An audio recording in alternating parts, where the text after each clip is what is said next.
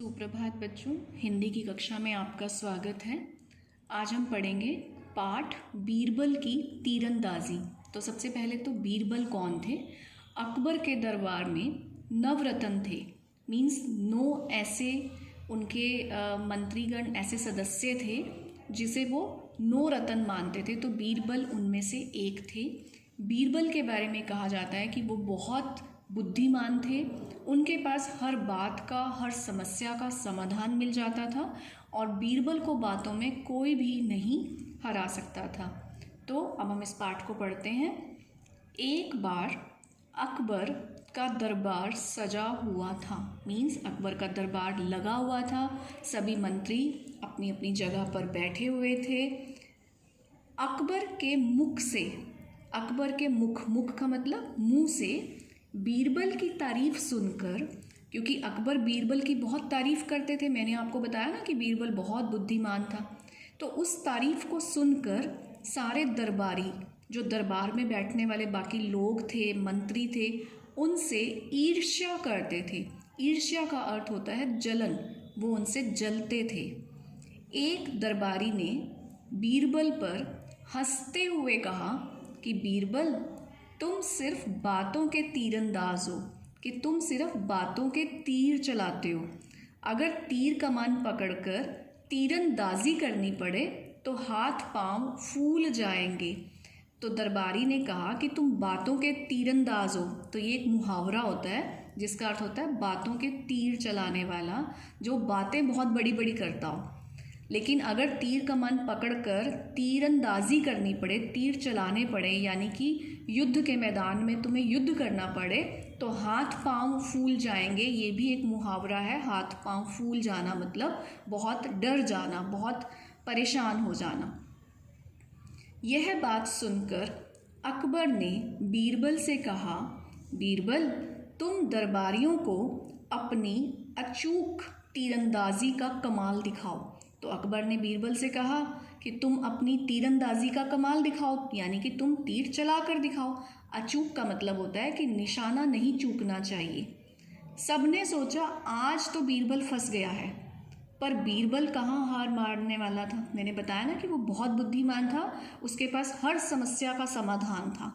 बीरबल ने कहा, हुजूर, मैं साबित कर दूंगा, मैं बातों के साथ साथ अच्छा तीरंदाज भी हूँ, कि मेरे को सिर्फ बातें नहीं आती, तीर चलाना भी आता है। यह मैं साबित कर दूंगा।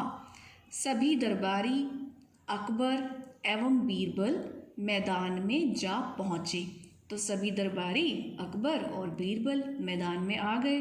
बीरबल के हाथों में तीर कमान दिया गया और दूरी पर एक लक्ष्य रखकर निशाना साधने को कहा गया।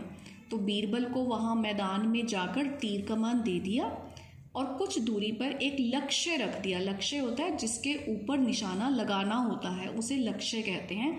और कहा कि निशाना साधो। साधो मतलब निशाना लगाओ। देखो इस पेड़ के ऊपर देखो, ये एक लक्ष्य रखा हुआ है और ये बीरबल के हाथ में तीर कमान पकड़ा दिया। ये महाराज अकबर और ये दरबारी। बीरबल ने पहला तीर चलाया तो निशाना चूक गया। वह तुरंत बोला, यह थी बादशाह के साले जी की तीरंदाजी। अब निशाना तो चूक गया, लेकिन बीरबल ने क्या कहा कि ये तीर मेरा नहीं है, मैं तो बादशाह के साले साहब कैसे तीर चलाते हैं उनकी तरह चला के दिखा रहा हूँ। तो ये जो तीर था ये बादशाह के साले की तीरंदाजी थी। बीरबल का दूसरा तीर भी चूक गया। इस पर बीरबल बोला, यह है राजा टोडरमल की तीरंदाजी। टोडरमल भी अकबर के एक बहुत मुख्य दरबारी थे। अब जब दूसरा तीर भी चूक गया तो वो बीरबल ने किसके ऊपर डाल दिया? टोडरमल के ऊपर, कि टोडरमल जी ऐसे तीर चलाते हैं। बीरबल का तीसरा तीर सही निशाने पर लगा और तब बीरबल बड़े गर्व से बोले, और इसे कहते हैं बीरबल की तीरंदाजी। देखो पहले 2 तीर तो लगे नहीं और वो उन्होंने औरों के ऊपर डाल दिए अपनी बुद्धिमता से, और तीसरा तीर बाई चांस लग गया तो उसने बोला कि ये होती है बीरबल की तीरंदाजी। तो अकबर खिलखिलाकर हंस पड़े। वे समझ गए कि बीरबल ने यहाँ भी बातों की तीरंदाजी से सबको हरा दिया। तो अब इस पाठ से हमने क्या सीखा कि सोच समझकर अगर हम काम करें तो किसी भी समस्या का हल अपनी चतुराई से ढूंढा जा सकता है।